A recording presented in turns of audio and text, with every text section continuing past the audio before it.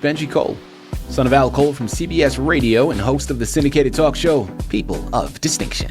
The talk that gives you an in-depth view of some of the most dynamic, intelligent, and successful people on the planet. Run to our website, alcoleenterprises.com for more info.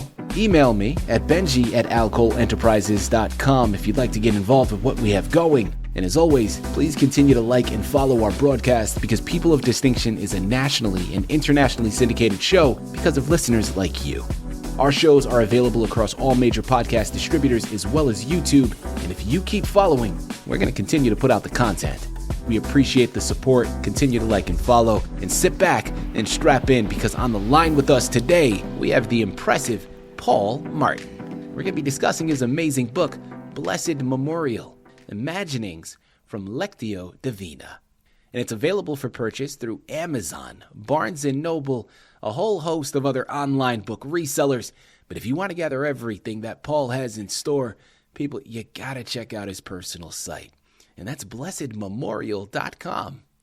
There, you're going to find more information on him, more information on this amazing book, as well as find the hyperlink set up to take you to the purchasing pages. So one more time, that's blessedmemorial.com. And I quickly want to point out the fact that Paul was brought to our network by one of the best publishing firms in the business. People, you already know, of course, I'm talking about City of Books. So if you're a writer out there who has gone through their process and now you need help moving the masterpiece you just developed, well, look no further than City of Books, people, because this is exactly what they specialize in. And their fantastic team is waiting by to assist you in doing just that. And listen, it is a true pleasure to have Paul here on the line. Now, people, I'm thoroughly looking forward to this discussion because this book that he has written, man, it is refreshingly original, but it is so insightful. Like, listen, the goal here is to inspire. It is to reach those readers that have been interested in religion, but wouldn't necessarily call themselves followers. And trust me when I tell you, we're only scratching the surface, people. We're gonna touch up on some of the hot points of the book, but by the time we've concluded, you're gonna run and purchase your copies because you're gonna understand that to gather it all, you're gonna have to do that. You're gonna have to purchase your copies and embark upon that journey yourself. Paul, first and foremost, welcome to People of Distinction, and thank you very much for being a guest, man. How are you doing today, sir? Oh, thank you, Benji. I'm glad to be here. I've been looking forward to it. Thanks. Likewise, man. Listen, it's a pleasure, Paul. I'm thoroughly looking forward to this discussion, and you know, I'm looking to pick your brain here a little bit, and hopefully learn some things. Before we go into this book, I think it's important to start off at that foundation, start off on that ground level floor. First and foremost, tell us a little bit more about yourself and your background, Paul. Well, regular guy, Benji. I'm just a regular guy. Grew up in Jamestown, small town in western New York State. Mm-hmm. Married Barbara, girl I met in college. We've been together for over 45 years, have 2 children, a daughter and a son. Now we have 3 grandkids. I spent the first 20 years of my working life in the bicycle business, bicycle mechanic, salesman, and store manager. In the year 2000, I changed over to woodwork, new home construction, old home rehab. Then I worked in a cabinet shop for a long time. I did furniture repair and antique restoration. Mm-hmm. That's also where I started building guitars and violins. Lately, I have a retirement job. I'm spraying these new high-performance water-based lacquers, mostly on kitchen cabinets and matching trim. Let's jump into this book, Blessed Memorial. First and foremost, what inspired you to write it? Well, a little over a dozen years ago, I bought a pack of police arrest records at a flea market. Some questions came up about this.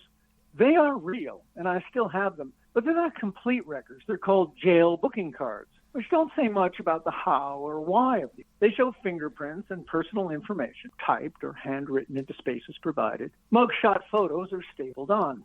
The cards I bought document 30 young people, male and female, arrested over a 20-year span from the mid-1970s into the 1990s. I thought a lot about young people. They'd be adults by now. and I wanted to meet. I wondered what they'd remember about being arrested and how contact with the law at a young age affected the rest of their lives. I ran all this past a friend of mine who's a criminal defense attorney, and he thought the idea was extraordinarily dangerous. He said, Paul, you're playing with lives. If any of those kids found a place in society as a public figure, like a judge or a minister, they could haul you into court and you wouldn't have a leg to stand on. You'd be looking at a world of hurt the rest of your life. So I put my police cards away on a bookshelf. I couldn't forget them. I took them off the shelf a few years later, and again, I was waved off the project. Now, I am a Catholic guy. This time around, I took it to God. I asked the Holy Spirit, why do I keep thinking about these police cards? Mm-hmm. What do you want me to know, and what do you want me to do about it? The answer came back, listen, Paul, you don't have to find those kids. You already know them. Think of the people you've met in your life and what they told you. Use your imagination. Change their names, location, and circumstances, but remember their truth. Weave them into a novel. Hang the plot from the police card. Use the parables and lessons of the gospel as subtext. Conflicts will arise as their spirits wrestle with their souls, culture, and the law. Resolution will come as they afford dignity, accept grace, and recognize their interdependence on others. They'll find peace when they embrace the paradoxical nature of their humanity and admit God exists. Tell us more about this book.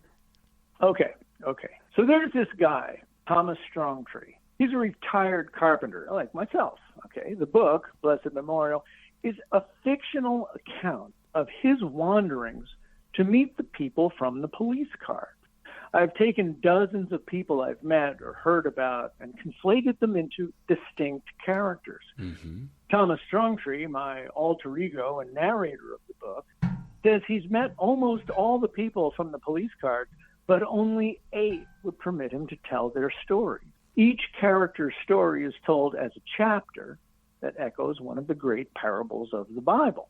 Each character also advances the plot. The question Strongtree wants to answer is, why did the police fingerprint cards show up at a flea market? Through his travels, each person Strongtree meets also tells him something about a police officer named Foraker McCreevy. This McCreevy guy is an oddball lone wolf who inherited family money. After a series of events, he became a police officer, and he's endlessly fascinated with people finding their way through the morass of morality and the law. He is the modern version of the rich young man from the Bible. Strongtree becomes as obsessed with finding out about McCreevy as he is with the people from the police card. In the end, Strongtree meets a woman McCreevy went to high school with, and she has all the answers. Love that. People, again, it's Amazon, it's Barnes & Noble, it's blessedmemorial.com. You need to pick up copies of Blessed Memorial, Imaginings from Lectio Divina by Paul Martin. You know, Paul, thank you very much for the articulation there. Now, I want to move on to that subtitle of the book. Well, actually, you know what? Let's just attack the entire title, and then we'll focus specifically on Lectio Divina. Talk to us about the title of your book, why you chose it to be the representation. It comes from, well, for one, I heard an interview with Ernest Hemingway, I read an interview with Ernest Hemingway. I was about to say, whoa, wait, you got to tell me. I read an interview with Ernest Hemingway, and he said all of the good titles in the Bible are taken. And with respect to Papa Hemingway, I thought I could find something. And sure enough, Proverbs 10:7 says, a good and honest life is a blessed memorial. And that's what I was talking about, a good and honest life. That's where that comes from. Love that. Well, now let's talk about that subtitle, Paul. Imaginings from Lectio Divina. What role does Lectio Divina play in the narrative, and how does it guide the characters' spiritual transformations? I'm glad you asked about that. Lectio Divina, that's Latin for divine reading. It goes back to the days of the Romans, the old ancient practice. Lectio Divina, it isn't a strict theological study. It's more like an informal conversation where you ask the Holy Spirit, what do you want me to know and what do you want me to do about it? You take any passage from Scripture and read it a few times. Listen for words that jump out. That's the Spirit talking to you. Now, that's good. Mm-hmm. In truth, that's enough for a lifetime. But there's a further Lectio Divina. Let's call it Lectio Meditation. This time you take any passage and imagine you're a part of the story. You ask, which character reminds you of yourself? If you were there, what would you do? What wouldn't you do? What couldn't you do? You ask the Spirit for help in making sense of what you don't understand and for confirmation of what you think you do understand. If you do this often, you'll find yourself walking with the carpenter and the fisherman and the rich young man and the woman with long hair and an alabaster jar of perfumed oil. Paul, my follow-up question that I want to go into, and I think it's safe to assume the answer to this, but I'm not gonna, because listen, I got you on the line, man. I'm gonna go directly to the source. I love the fact that you're taking these parables from the Bible and you're putting it under a guise of these fictional narratives by all of these separate characters. Well, talk to us about going back to inspiration, but connecting it specifically to the way that you set it up. Why did you feel it was important to create the narrative in this way, in this fictional way, to tell these age-old parables? Well, when I was younger, that's how I understood the parables. They were not anything that happened a long time ago. The whole point of the parables is to teach you how to live your life today. Mm-hmm. And they're evergreen. They're always happening. They're always the same conflicts. My first interaction with the Lectio Divina came from the story of the Good Samaritan. Take the Good Samaritan and change it to say, all right, let's list all of the characters in this story. There's the Good Samaritan, of course. And you say, am I like him? Well, I could be maybe, but I'm not really. Am I one of the guys who passes by the beat-up man? I might, but I haven't done that lately. Am I the beat-up guy? No, that's not me, really. My guy, the guy that reminds me of myself, is the innkeeper. I was at a bike shop. I was standing behind the counter. I was near the register. I was the manager of the store. I could very well be the innkeeper. And what is the innkeeper supposed to do? The Good Samaritan brings in the beat-up guy and says, fix this guy. Here's some money. Get him better. I'll come back later. Well, the problem, the Good Samaritan gets all the glory. He's the first responder, but I'm a second responder.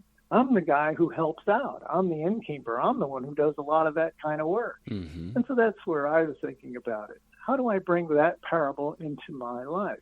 And I turned that around and I put that into one of the stories of in the book. I brought that into a high school situation. And it's a little bit involved, but that's basically the idea. It's brought into the modern times and saying, how does this parable relate to ourselves in these modern days? I'm curious to know, when you were writing this book, how did you approach writing for an audience that was like that, right? That may feel, I don't know, almost disillusioned or disconnected, I think is a better word. Disconnected from organized religion, although there is that curiosity. If you read this book, if you read it, you don't have to have a religious background to read it. If you weren't thinking about religion, you might not recognize it had to do with the parables at all. You would only know that if you were familiar with the parables. And you say, oh, wow, listen to that. I got that one. That's kind of like a bonus point. I know what he's talking about there. Right. It doesn't have to be. These are general morality. It's general ideas. It's things people understand. And it's conflicts that they have in our modern world. Remember, each of these kids were picked up for something that involved an arrest. Mm-hmm. They got something that happened. So what happened to them? Where does that go? And how does that story unfold? Paul, as we start to close out of here, man, this, of course, offers so much wisdom, a lot of which we haven't even yet covered, people, because it's still to be found on those pages. But if there is one thing that you're hoping your readers take from the book upon its conclusion, what would that be? I would say, ask the Spirit, what do you want me to know and what do you want me to do about it? You don't have to go to church necessarily. Mm-hmm. Just say, what do you want me to know and what do you want me to do about it? And I guarantee an answer will come. You'll hear something, somebody will say something, you might hear it on a podcast. You might overhear it at the grocery store. Somewhere along the line, somebody will say something. You go, oh my gosh, that's the answer to my question. And then you bring it over and you ask the next question. You ask the next question. One thing I'd like to ask your people there, Benji, if you read the book and you enjoy the book, go to the Amazon and leave a review. And in the review, whether it's good, bad, or indifferent, work in a sentence or two saying how the Spirit might have spoken to you, and if the book or Lectio Divina helped in that regard. I love it. People, one of the most profound things that I took from this interview that Paul stated, and like I said, it's just one of them because there's a lot, but he was saying how the book isn't really, and I'm paraphrasing, of course, because this is not exactly the way he said it, but the book isn't really a religious book. Now, yeah, each of these characters and the journey that they go on, it may be based upon parables from the Bible, but if you are someone that wasn't necessarily raised in the church, you're not necessarily well versed in the Bible, you may read this book and not even make that connection. That's true. That's the way I was written. Yeah. And what I love about that, Paul, is because, again, you're casting such a wide net. And this is why, people, you may look at the title, you may start to do research on the book, and you may think, oh, well, this is a religious book. And if I'm not a believer, this is not for me. Well, no, you'd be doing yourself a disservice, man. This is a book that offers wisdom in so many teachings, but it does it in an entertaining way. Where, again, getting back to the father in me, if you're going to teach something, that's probably one of the better ways to do it. Making it entertaining. I had a writing coach back a while back, and he had an interesting idea for me. He said, I understand what you're doing, Paul, but one thing you got to worry about here is if you use the word Jesus, if you use the name Jesus, half the people out there will never read your book. Yeah. So what you have to do is write about Jesus without using his name. And the same thing goes with love. You have to write about love without using the word love. And it's an interesting experience, and it really helped me along in the writing and left. So it really does make a description, and it tells the story without being too heavy-handed about it. Yeah, absolutely, Paul. And listen, I'm glad you made that adjustment because I agree with it wholeheartedly, man, for one reason or another, good, bad, or otherwise. The moment you put, like he said, Jesus, or any type of, religious verbiage, there can tend to be preconceived notions that people will put on it. And because of those preconceived notions, they'll put it in a box.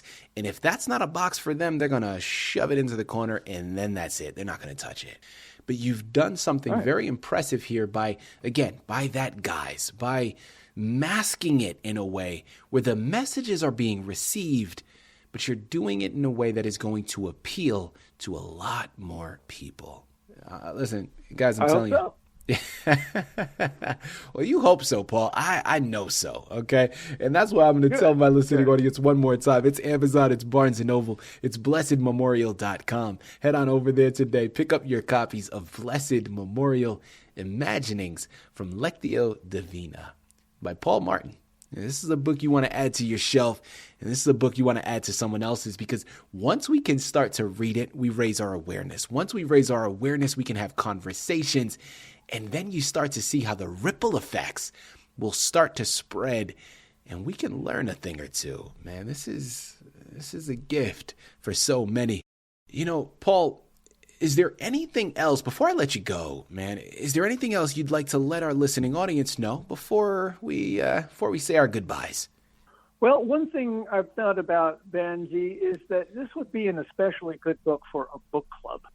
People are familiar with the parables, or they'd be interesting stories to discuss, and I think that it would go well. It takes about 45 minutes to read each chapter, and then you could go in and they add to the novel.